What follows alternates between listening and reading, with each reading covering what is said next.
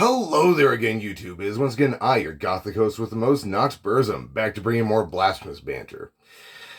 I was going to review the coffee that I've been enjoying lately, but you'll have to wait for my report on Beaumont coffee until another time, because for the last 24 hours I've had something rattling around my brain, and I wanted to get it out of my head, because it amuses me. So,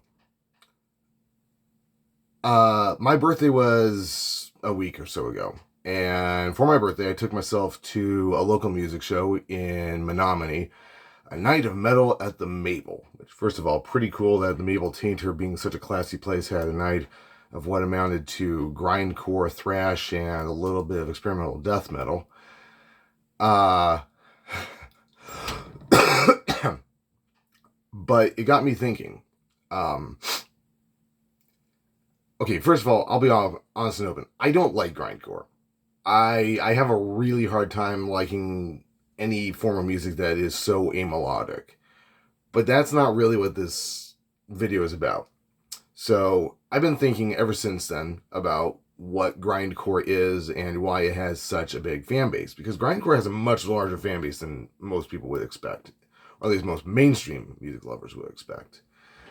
And I was watching a YouTuber by the name of Finn McKenty, hashtag notice me senpai.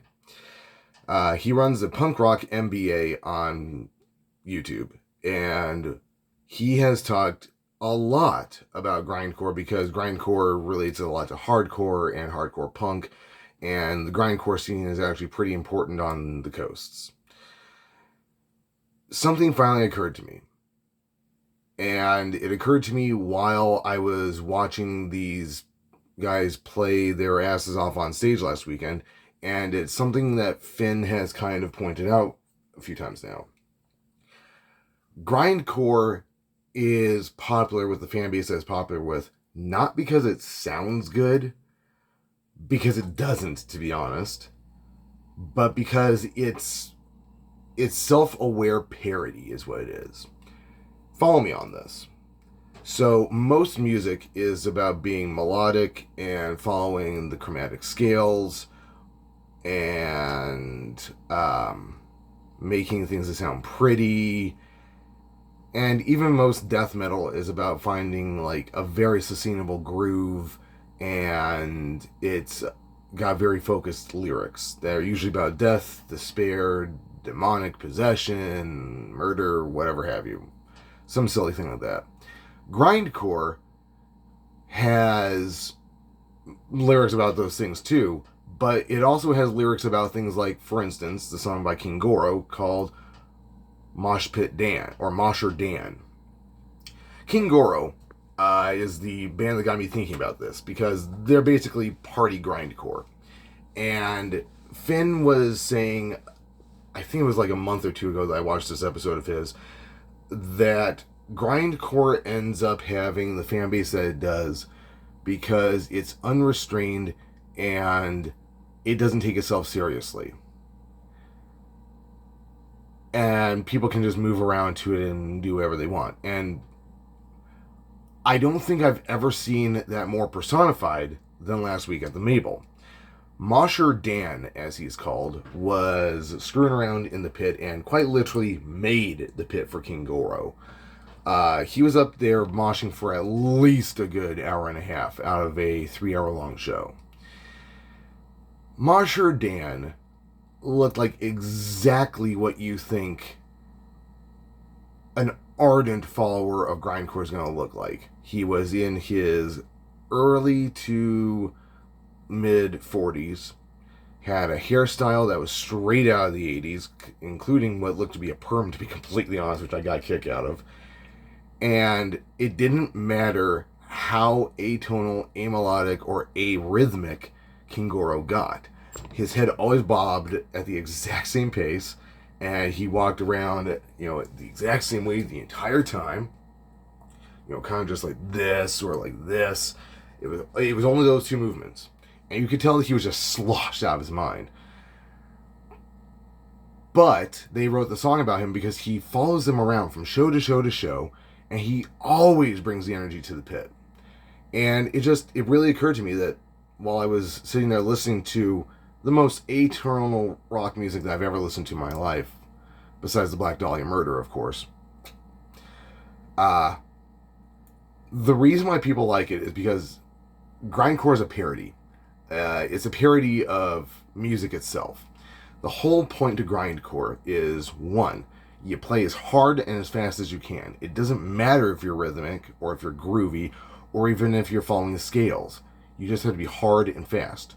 Two, the lyrics to most of these songs are completely nonsensical.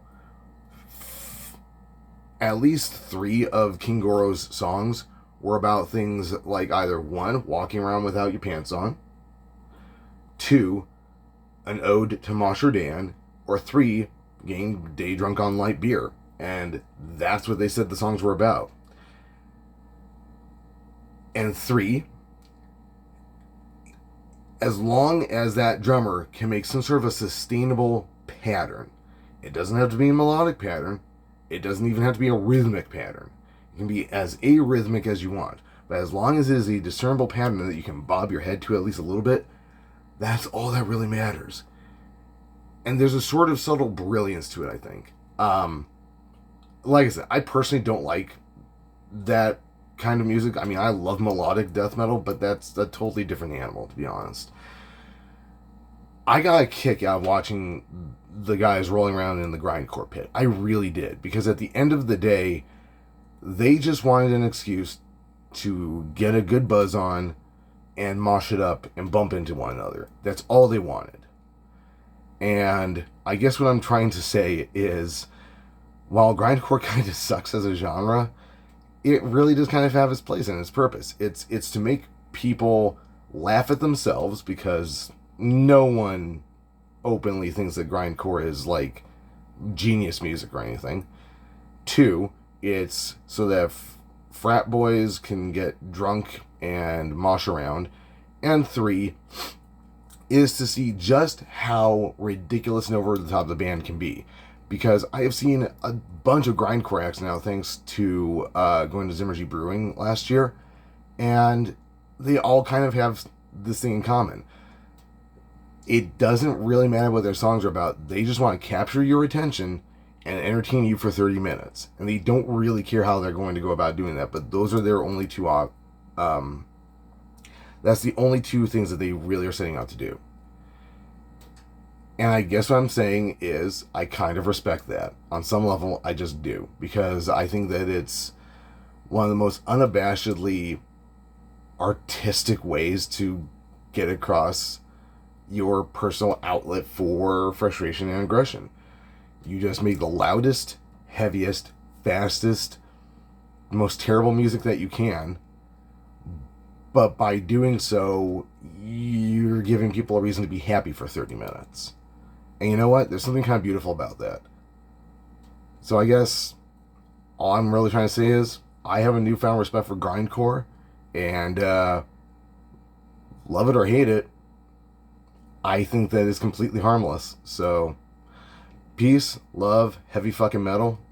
Like, comment, subscribe. We do have a Patreon now. It's been posted on a couple of the videos. Feel free to throw your Witcher a few bucks, because production costs suck dick. Anyway, until next time, YouTube, goodbye.